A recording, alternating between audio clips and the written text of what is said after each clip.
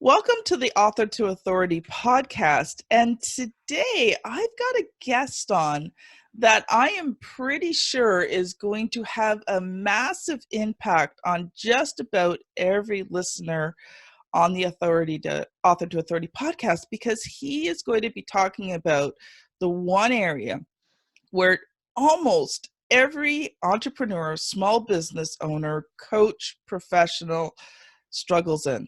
And that is the S word, sales. And yes, I know you want to call it how to get a client or lead generation or marketing. But the reality is that if you cannot generate sales in your business, you do not have a business, you have a hobby. So I want to introduce to you David Fletcher, and he is the founder and owner of the Maven Sales Group. He's been a sales coach and sales consultant for 20 years now. And we were actually joking about it just before the call, because I had said to him, I saw a post on Facebook that said, the 80s only seemed like 20 years ago. So he has been a sales consultant to many, many companies and businesses for the last 20 years. He is also the father of 5 kids. So that in itself, massive kudos. So welcome, David. Oh, thank you. I appreciate that, Kim. Excited to be here. And just before we get started, don't forget, I always love to give things away. If you would like to get a sample of my newest book coming out in 2020, which incidentally is called Author to Authority, you can text the word author to 58632, and you can get a sample of the book. So David, you've been an entrepreneur for a very long time, and I know you've come prepared to share just a little bit of your story with us today before we get into the sales stuff, so people can really understand where you've come from and why what you're going to share is just so powerful. Sure, absolutely. Well, thank you. I'm like I said, I'm very excited to be here. So, it's funny. Back in it was the late 90s. I was working for a systems integrator in Washington, D.C., a very good company. We had at the time 135 to 150 employees, and I was the VP of sales and marketing. Doing really well financially, doing well professionally, enjoyed my job. And it just one day came to me that, the work that I'm doing and the time that I'm putting into this business, I would like to get more out of it. And I would like to get more satisfaction from the work that I'm doing. And the only way to do that was to become an entrepreneur and to really own the full process and own the full kit and caboodle, if you will. Mm-hmm. And so literally in 2000, I was at the time purchasing a home because I was moving closer to DC. Went to my lender, told them I was thinking about resigning, and they immediately said, "Oh Lord, please don't do that, because that will change everything in your loan." So I signed for my home on a Thursday, and we completed everything. And on Friday, I went in and resigned. And the CEO said to me, "Why are you leaving? You've got a great job. You're doing well. We're successful." And I just told him, I said, "I need more. I want more out of this. I want it." And I don't mean just financially. I want more involvement. I want to be the one running everything and being responsible for everything. At the Oh, time, that's sounded great. interesting. Right. At the time, it sounded great. But then once it really happened, it was like, uh-oh, why am I doing this? But yeah, that's actually how it all came about. It's funny. We laugh about that all the time, that literally went to closing Thursday afternoon, finalized everything, and we had dinner. We actually had sushi in the house Thursday night, celebrating the new home, and then Friday morning I went in and resigned. So after that, and that was in 2000. Since then, I have been a consultant, been an entrepreneur, and really focused on sales coaching, sales consulting, and helping others sell and sell more. Okay, awesome. So, like every entrepreneur, you probably went through a couple of really rough periods. Can you talk a little bit about that?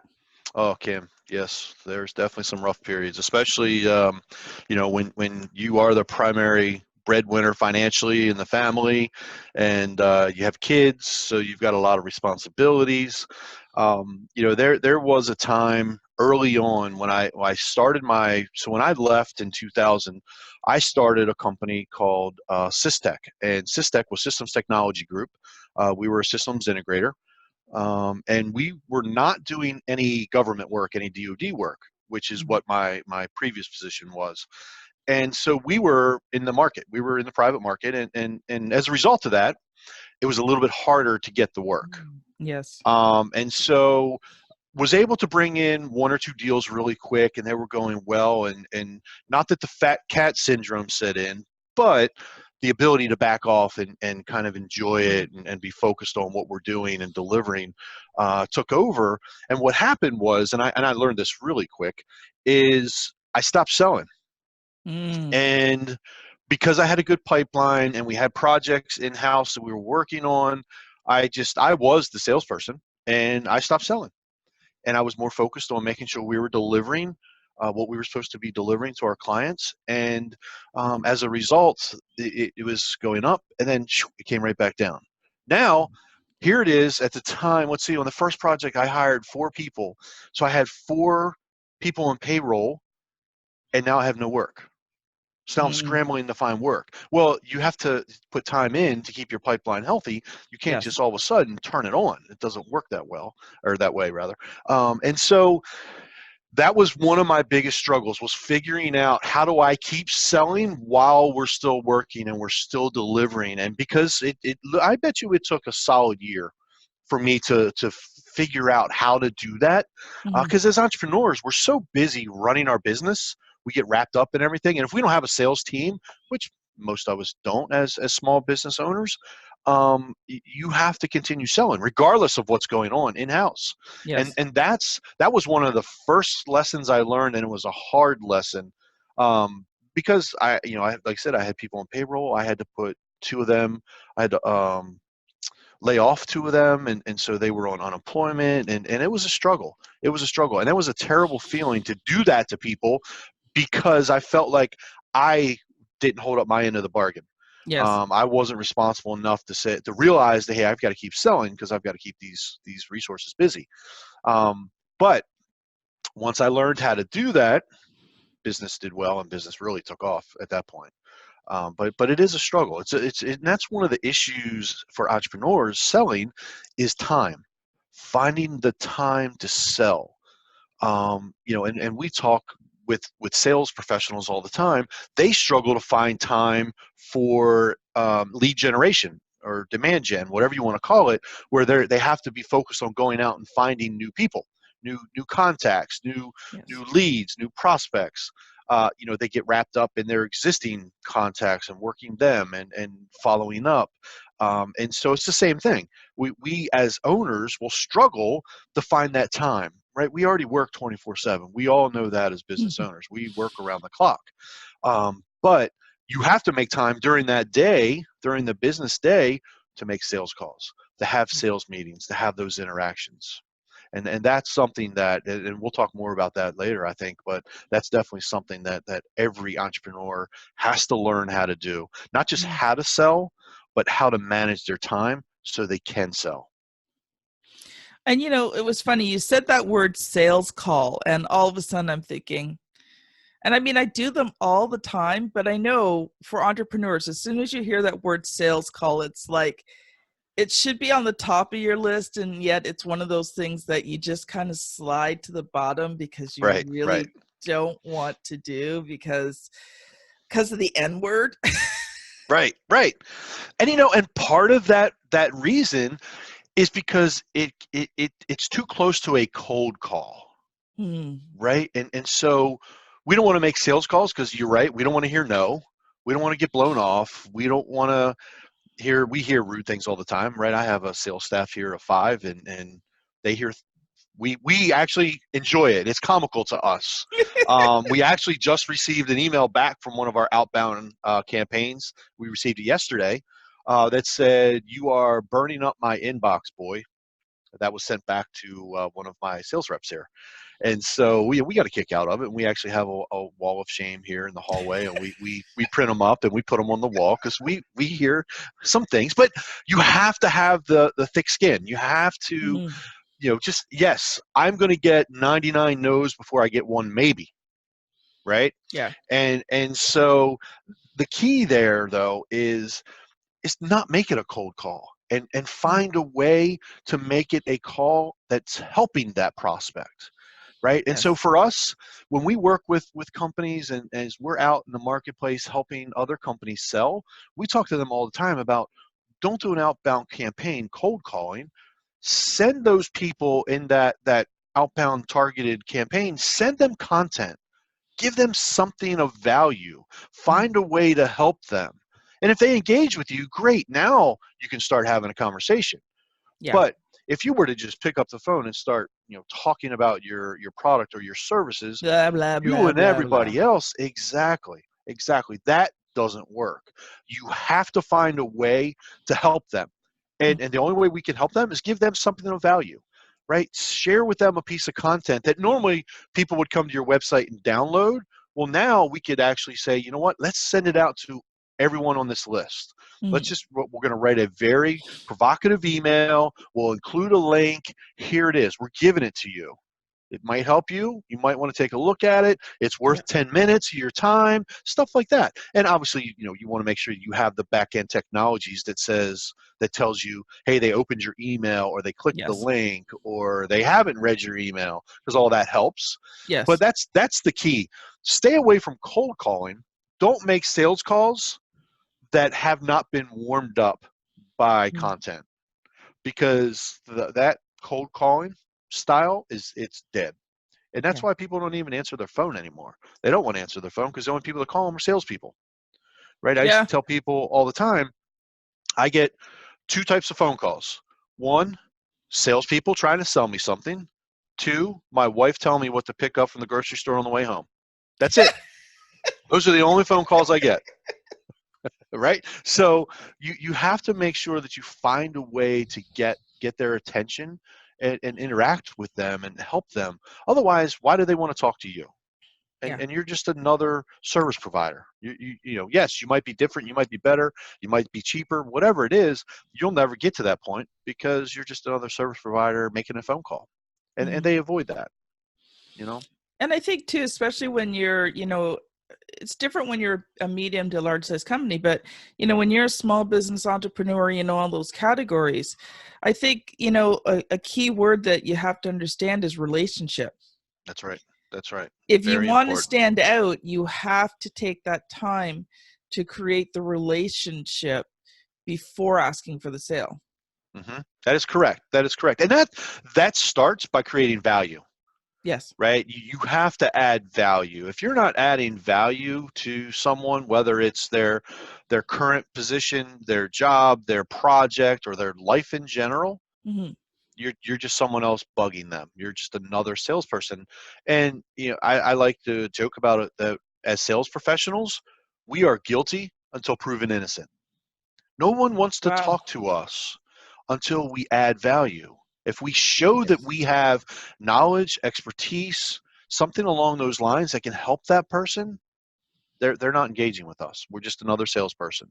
And you Mm-hmm. might be the owner of a business that has a great service. Doesn't matter. You're just another salesperson. They won't Yeah. even know that you're the owner. They'll never get to that point. Mm-hmm.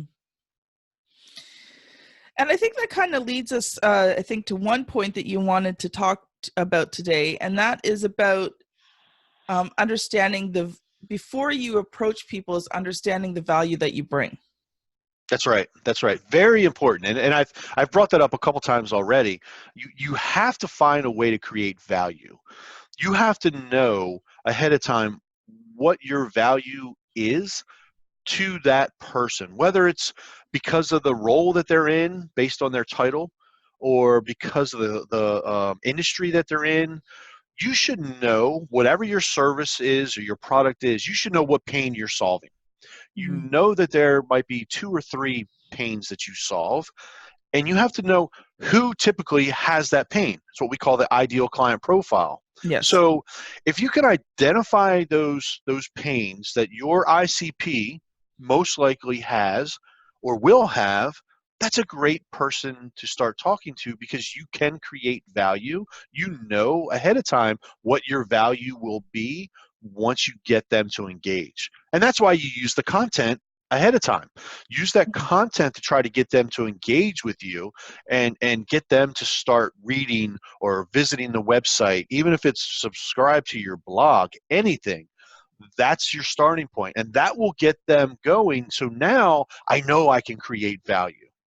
Without having value, without helping them, I have no value. I'm just Yeah. another salesperson out there.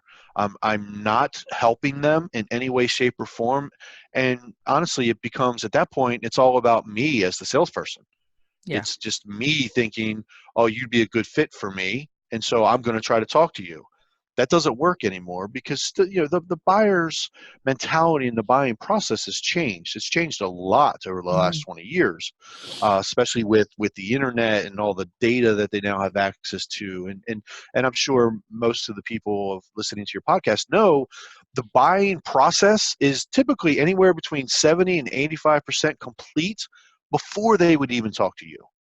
They've already Yeah. said, hey, I have a problem, and now I'm going to do some research to figure out how I'm going to solve this problem, and you might be one of the ones that could help me solve the problem. Now, the downside to that is they try to commoditize you, right? And they start to commoditize you because they came to you and you haven't had an opportunity to create any value. Yes. Right, and that's the danger. We all love inbound leads, and believe me, that they're my favorite. And I would rather have all inbound leads. But I know before you engage with that inbound lead, you have to learn as much about them as possible, Yes. and share something with them that's going to start to show the value. And it could be in a conversation, sharing your expertise. It could be just letting them know, hey, this is what you're going to be facing. This is what it's going to look like. We've done this with other clients. Here's what's going to be happening over the next 30, 60, 90 days, Yep. right? I've got to create that value, because if I don't, they're going to come to me and say, hey, I've identified my problem. I think you're the one that could solve it. How much is it going to cost? I don't want to get into a how much does it cost conversation. I want to have a how much is it worth conversation. Yes. And I can't engage in a worth conversation until I've created some value. Once I create that value, now I have a little bit more control and influence over that conversation, and I can get them to look at things differently, and I can start to show data and show numbers, and what does an ROI look like? And in the sales and marketing consulting area, they're always looking at ROI. So I have spent X. What business are you going to drive to my company? And they want to see that return. Well, you can certainly start doing that. And the more you can do that up front based on your past experiences with other accounts and other clients, the easier the sale. And that's, again, that's the key of creating that value ahead of time so that they'll have that conversation. Because if you haven't created that value, they won't engage in that conversation. They feel like they're being sold to. And no one likes to be sold to. Yeah. Right. That's why Carvana and other online car shopping now exist. Right. You can literally just go online and pick out a car and buy it. You don't have to talk to anyone. Yeah. Right. And there's a reason for that, because no one likes to be sold to. And I think it's important when you look at ROI, or return on investment, you have to be able to show that to your client or potential client, because they need to see that. And return on investment is not always just the financial. One of the things that I talk about with my clients, as we do the onboarding or even pre-onboarding process, is the value of your book. The value of your positioning, the value of how people see you, the value of the fact that you can solve their biggest problem before they even meet you.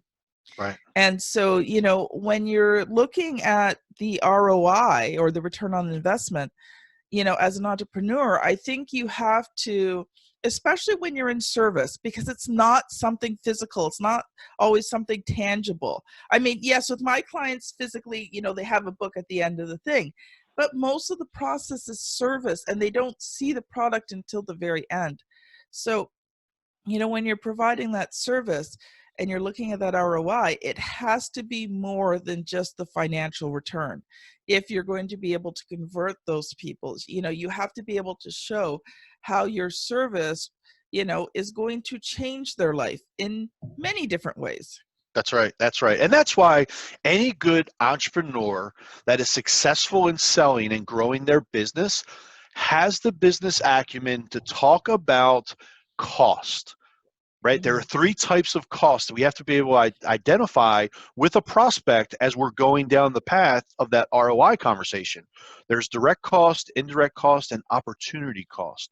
Opportunity cost is the one that I love to crack that eggshell open and get them talking about that, because if they get some of them get really excited because they start realizing, like, holy cow, I haven't really thought about it this way. And getting them to open up and looking at what they're missing out on because they haven't spent the money for a service like what you might be providing is a great feeling.